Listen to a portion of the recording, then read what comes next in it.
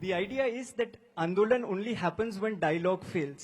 तो कई लोग ऐसे बोलते हैं और कई लोगों का मानना है कि भारत सरकार ने यदि पहले ही डायलॉग कर लिया होता, पहले ही जेन जी से बात कर ली होती, तो देन आंदोलन करने की आवश्यकता नहीं होती। तो इस पे आपका क्या राय है, एक, और दूसरा कि आंदोलन करना खराब है क्या? ये दो प्रश्न है स्टार्ट में सर। आंदोलन भी एक डायलॉग का तरीका है। हम यहां बैठ के बात कर रहे हैं, इसमें समझ में आ गया ठीक है, नहीं तो हमारा डिबेट चलेगा।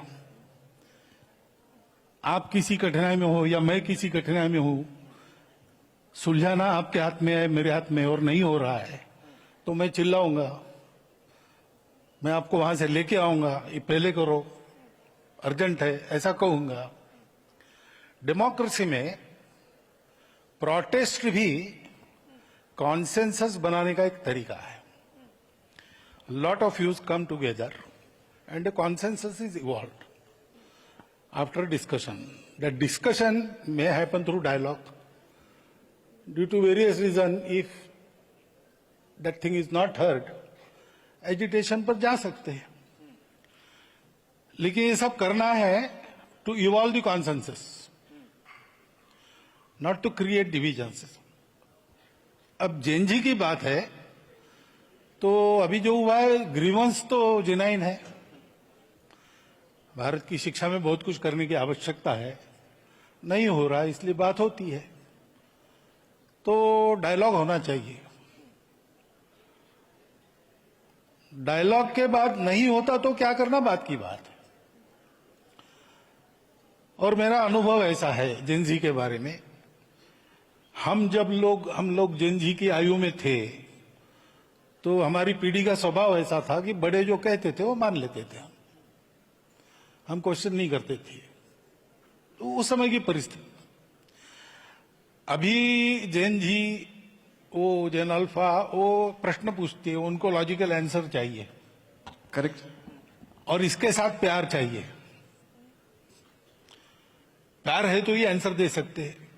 आपका मेरा परिचय नहीं, आपस में कोई संबंध नहीं, और आपने प्रश्न पूछा तो मैं तुमको न तो पूछने वाले, ऐसा होगा। लेकिन हम जानते हैं एक दूसरे को, आपस में कुछ संबंध है, तो आपने पूछा तो मैं जवाब दूंगा। तो ये बातें होनी चाहिए। डेमोक्रेसी में ये तरीका है।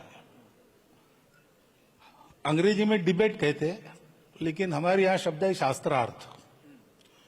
उसमें वाद और प्रतिवाद नहीं होता है, उसमें पूर्व पक्ष उत्तर पक्ष होता है। तो हम सब पहलुओं को देखते हैं और हर एक का अपना अपना देखने का नजरिया है, तो एक नया डायमेंशन ध्यान में आता है हर सब्जेक्ट का। तो we get so many opinions, even contrary opinions, they together form the total view of the truth. तो ये होना ही चाहिए। तो जेएनजी ने आंदोलन नहीं करना चाहिए वगैरह, ऐसा मैं करूंगा नहीं। लेकिन कैसे करना, क्या करना डेमोक्रेसी में, इसके तरीके भी बताए हैं। अब कॉन्स्टिट्यूशन हमको जिन्होंने दिया, डॉक्टर बाबा साहब आम्बेडकर का, अगर 2 स्पीचेस हमने पढ़ लिए तो ये कैसे करना, क्या करना, उसका उसमें इंडिकेशन है, वो देखना चाहिए। और हम लोगों को भी ऐसा देखना चाहिए कि अगर जेएनजी चिल्ला रही है तो विरोध के लिए नहीं चिल्ला रही, कुछ तकलीफ है इसलिए चिल्ला रही। बिल्कुल, उसको ठीक करना चाहिए। एजिटेशन जो होना है वो आपके खिलाफ या मेरे खिलाफ न होकर वो सिस्टम करेक्शन के लिए होना चाहिए, करेक्ट, तब सब ठीक रहेगा। तो इसमें आप मानेंगे कि संवाद यदि पहले से शुरू हुआ होता तो ये बाद में विषय ज्यादा ऊपर जाता है नहीं? जो नहीं होना चाहिए वो जब होता है तो कहीं ना कहीं इसमें चूक हो जाती, तभी होता है। किसकी है क्या है ये अलग बात है, लेकिन कमी तो रही है, ठीक हो जाएगी, करनी चाहिए, ऐसे मैं मानता हूं।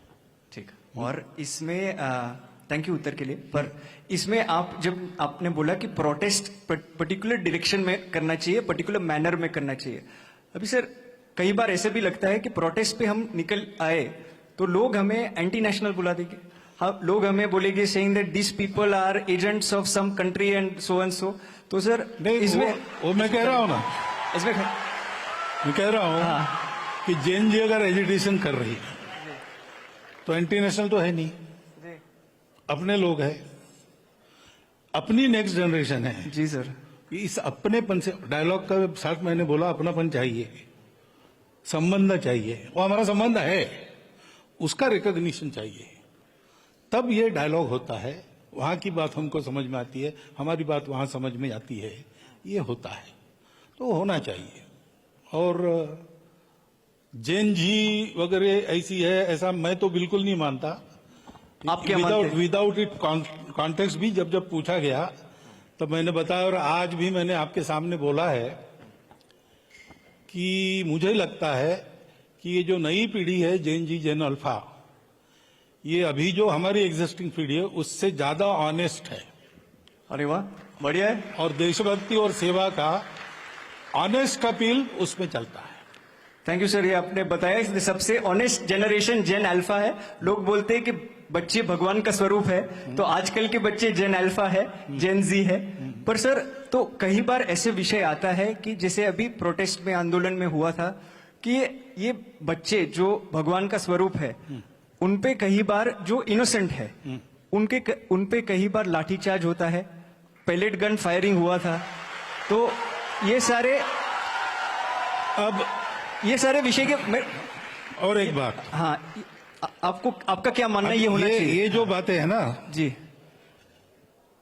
ये क्यों हुआ क्या हुआ इसके कारणों में जाना पड़ेगा, जिसके लिए जो जानकारी चाहिए मेरे पास नहीं है, आपके पास भी पूरी नहीं होगी ऐसा मुझे लगता है जी।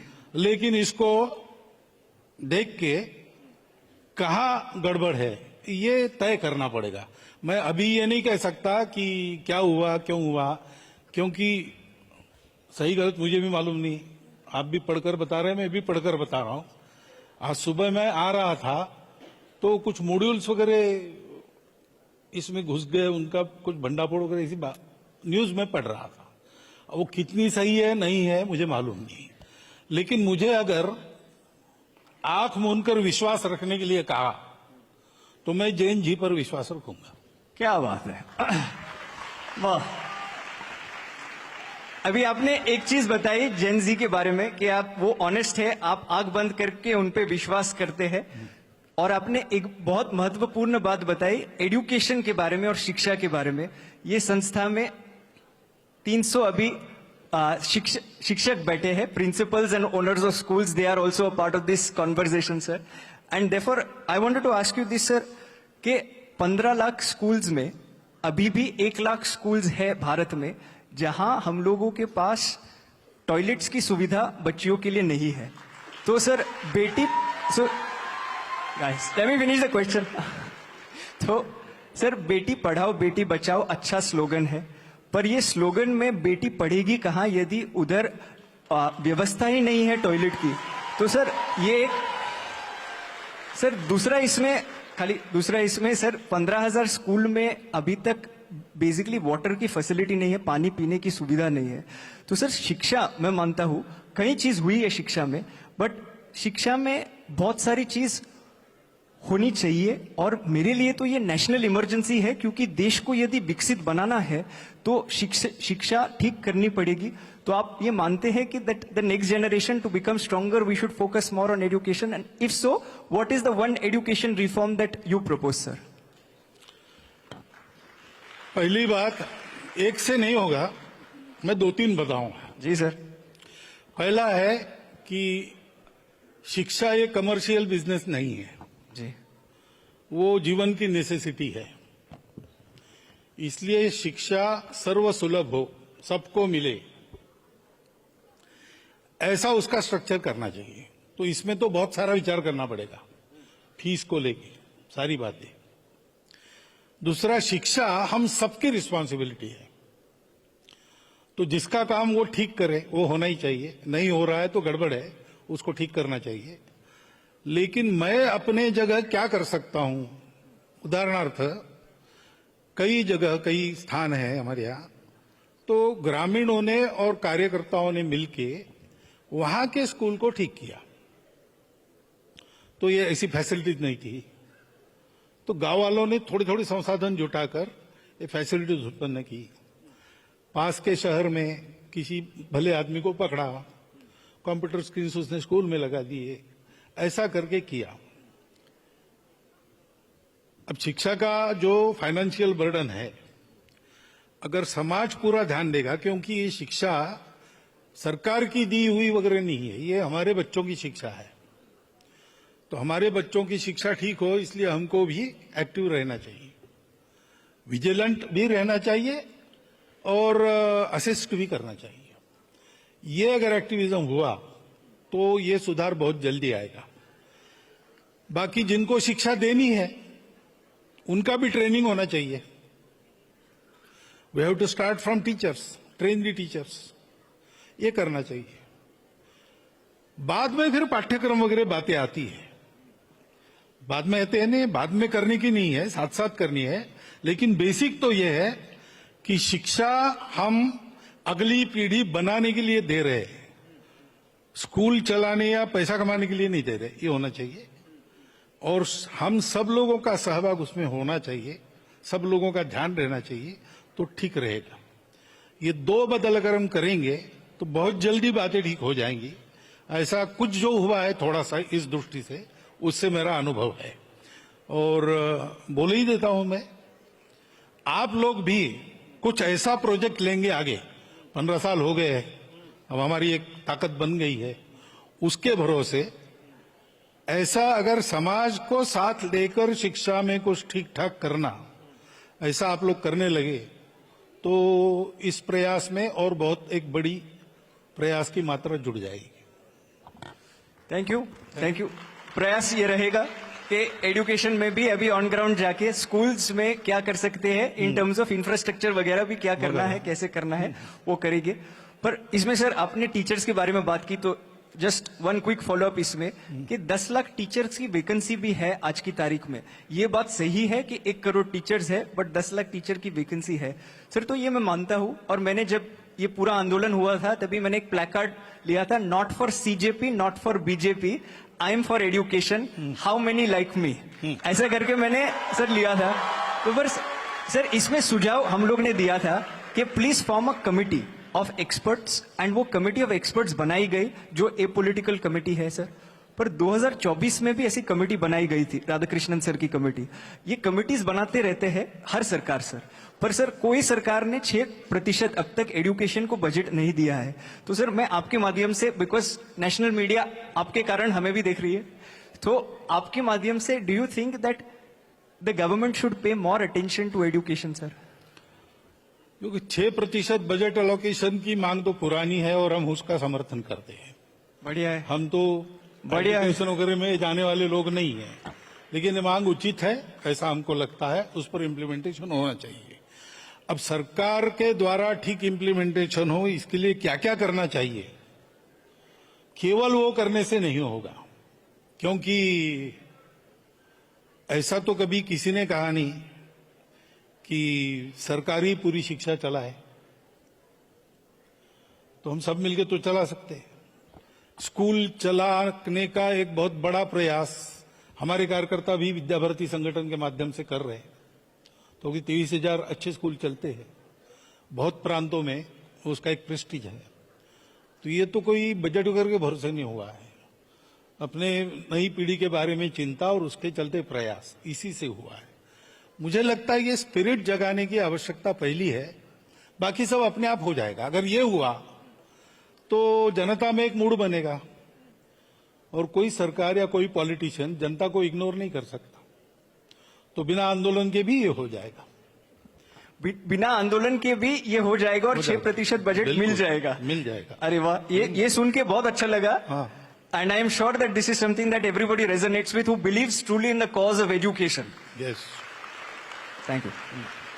पर सर एजुकेशन के अलावा जेन जी और जेन अल्फा को बहुत अनेक अन्य चीज इन्फ्लुएंस करती है। उसमें से एक बड़ी चीज जो मैं मानता हूं, जो आंदोलन में भी देखा गया, वो है सोशल मीडिया।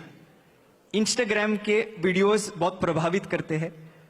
अभी इंस्टाग्राम पे सर ऐसा ही है, एल्गोरिथम जैसे चलते हैं, तो मतलब आप प्राइम मिनिस्टर मोदी के वीडियो लाइक कर लो तो आपको एक ही तरीके की विचारधारा मिलेगी, आप राहुल जी की वीडियो लाइक कर लो तो दूसरी तरीके की विचारधारा मिलेगी। तो इसमें जो बच्चों का जो हो रहा है, they are becoming more and more polarised. तो सोशल मीडिया पे जो रील मॉडल्स भी है, तो एक तो ये पोलराइजेशन का विषय है, और दूसरा है सर, जब मैं क्रिकेट देखता था तभी मेरा रोल मॉडल राहुल द्रविड़ था। तो वो सर 100 बॉल में 1 रन बनाता था, सब लोग ताली बजाते थे। सर अभी जनरेशन बदल गया है, इंस्टेंट ग्रेटिफिकेशन का जनरेशन है, वो लोग को लाइक तुरंत चाहिए, वो लोग को चीज तुरंत चाहिए, क्योंकि वो लोग के जो रील मॉडल्स है जो इंस्टाग्राम पे दिखते हैं वो वैसे है। तो हम लोग दोष ठहराते हैं जेन जी को जब भी कुछ गलत बोलते हैं वगैरह एटसेट्रा एटसेट्रा, जो वो बोलना नहीं चाहिए। पर at the same point in time social media और समाज का भी इसमें बहुत बड़ा योगदान है। तो how should India tackle social media? अन्य देशों ने तो बैन कर दिया बिलो दी जो 16, ऑस्ट्रेलिया है, फिनलैंड है वगैरह, तो बैन करना चाहिए या दूसरा कुछ तरीके से उपयोग करना चाहिए इसका? आपके प्रश्न में ही उत्तर है। नियम बनाना, डिसिप्लिन बनाना ये ठीक है, लेकिन ये तब यशस्वी होता है जब एटीट्यूड बदले। तो कानून तो बहुत बने हैं, उनका क्या हो रहा है? तो समाज माने तब कानून चलता है। तो आपने बताया कि रोल मॉडल वैसे है, रोल मॉडल तो पहले पीढ़ी के, वो वैसे है, तो रोल मॉडल को बदलना पड़ेगा अपने आप को, है ना?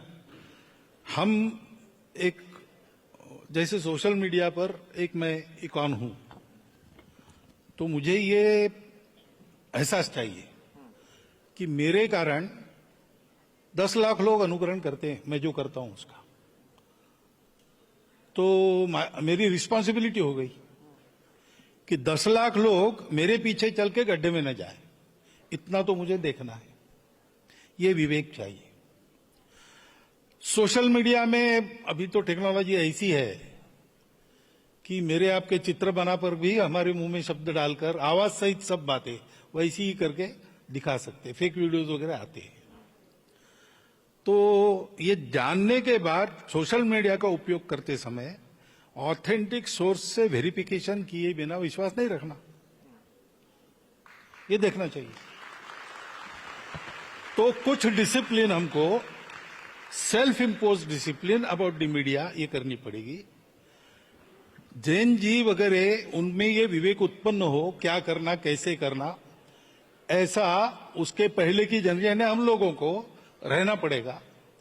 उसके बाद अगर ये डिसिप्लिन वगैरह लागू होती है तो वो काम करेगी, नहीं तो फिर किसी बात को बैन करो आप तो 2 नंबर के मार्केट में चली जाती है और ज्यादा जोर से चलती है।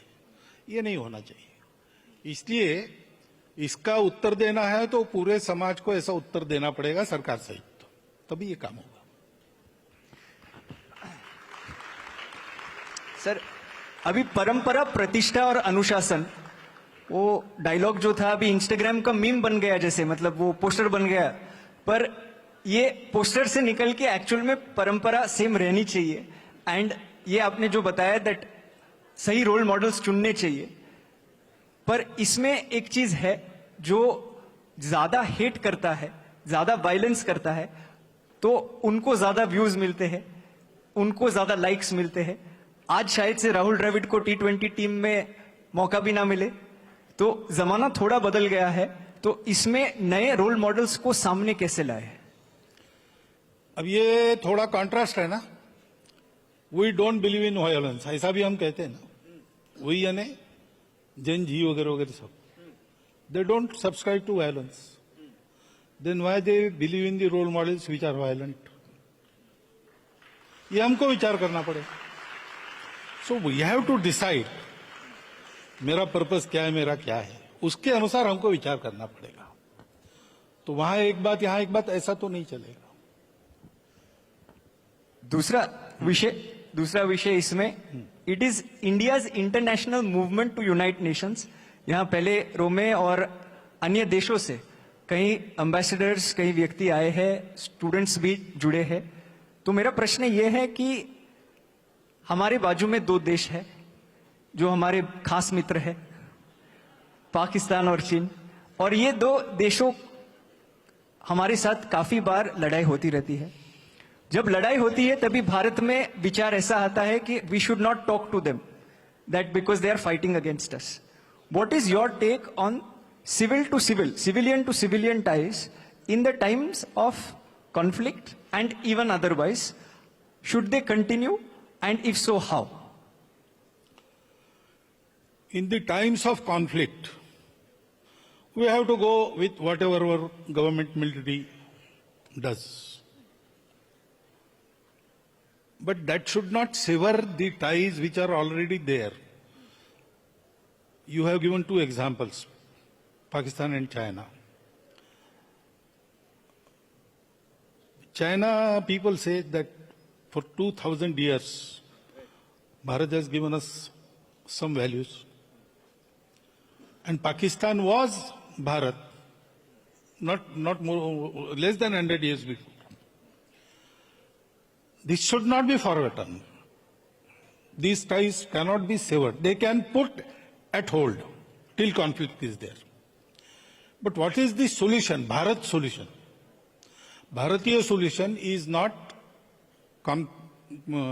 conquering or obliterating others. To form that harmonious assimilating process, that requires dialogue. So conflicts may halt all these relations, but they cannot sever. They should not. Sometimes, after resolution of conflict, we have to take up the sutra from where we have left it, and we have to continue. So permanent enmity, permanent hatred is not the solution. When there is some trouble, we have to look after it, and there is a way to look after it. We have to be all for that way. But that is a temporary thing. It comes due to politics. It is not that the Pakistanis are wholeheartedly enemies of Indians. That is not, or Indians are like that. It is not there. But states, politics, international borders, that is also there. That is a fact of life. So during conflict, we are with our government. We are with our military. But we know that sometimes it has to cease, and we have to be one. Because humanity is one. How lovely. Humanity is one, and therefore, sir, I think Bharat can be both Vishwamitra and Vishwaguru in that sense. And we can hopefully unite the world, because we are not looking to conquer any other country, but we are looking to unite.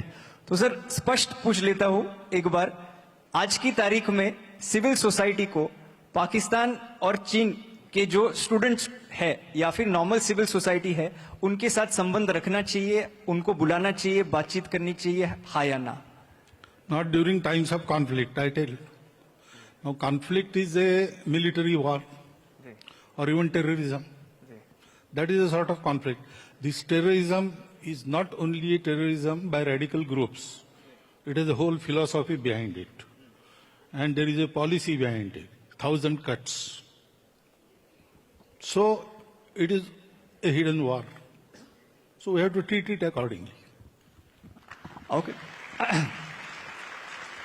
Understood. दूसरा विषय जो international बच्चों में काफी बातचीत होती है, अभी भारत में बातचीत होती है अबाउट द LGBTQIA+ कम्युनिटी। तो ये विषय पे आपने कई बार बोला है, and you have spoken and you have said that everybody is a part of the same community and we should treat everyone in the same manner. But sir, my question then to you in this is कि same sex marriage जो है अब तक वो legalise नहीं किया गया है, एंड संघ की विचारधारा इस पे और जेन जी और जेन अल्फा में ये काफी बात होती है। उसके लिए मैं आपको पूछना चाहता हूं that why is the RSS stating that same sex marriage should be disallowed? तो same, did I ever say same manner? Sorry sir, did I ever say same manner? No sir, No. No. LGBT or whatever, they are all part of the society thank you. which we belong to. And in our society, there is a tradition of accommodating them. There were systems. Now, marriage is not, in our tradition, vivaha. That is not a convenience created so that two people should live together. It is an institution which is created by marriage, family. Family is unit of society. And next generations are trained in kutumba or family to be good citizens of that country.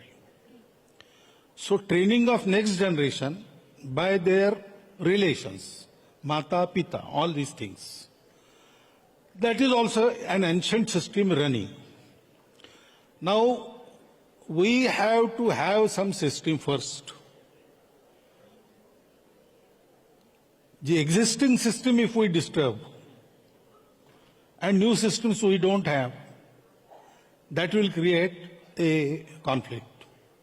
Secondly, we cannot mix these things. We have to prepare the society first. Because laws don't dictate society. Society dictates the laws. है ना? Yes. So we have to educate the society first. That stage is not there. And at this stage, if we tamper with the vivaha system, that will create some other side effects.